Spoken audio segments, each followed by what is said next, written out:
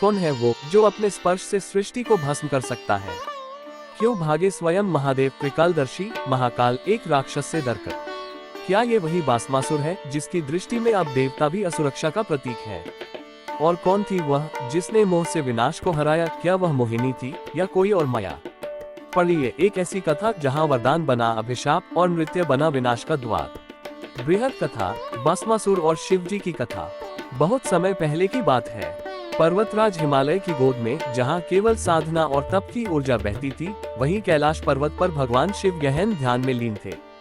इन्हीं दिनों एक राक्षस ने कठिन तपस्या प्रारंभ की। उसका नाम था बासमासुर। वो वर्षों तक शिव जी की उपासना करता रहा, अग्नि के बीच खड़ा होकर शीत और ताप को सहते हुए।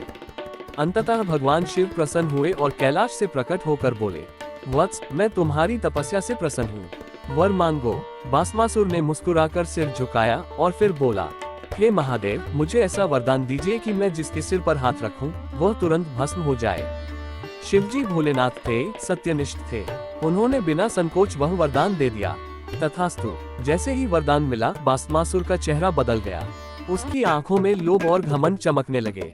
वह मन ही मन सोचने लगा, अब तो मैं अमर हो गया हूँ, सबसे शक्तिशाली। और तभी उसके मन में एक खतरनाक विचार आया, क्यों न मैं इस वरदान को स्वयं शिवजी पर ही आजमाऊं। उन्हें भस्म कर दूं तो मैं सृष्टि का सबसे बड़ा देवता बन जाऊं। उसने शिवजी की ओर दौड़ लगाई। ठहरो बासमासुर, शिवजी ने चेताया। पर बासमासुर तो उन्माद में था।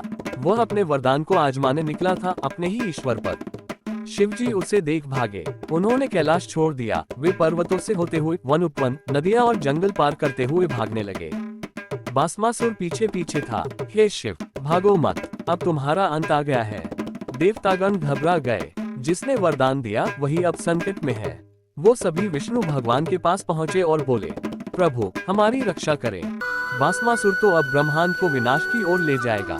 तब विष्णु भगवान ने मोहिनी रूप धारण किया, एक अत्यंत रूपवती नर्तकी देवी। वह हिमालय की तलहटी में प्रकट हुई, जहां बासमासुर अब भी शिव जी के पीछे भाग रहा था। मोहिनी ने मुस्कुराकर बासमासुर को रोका।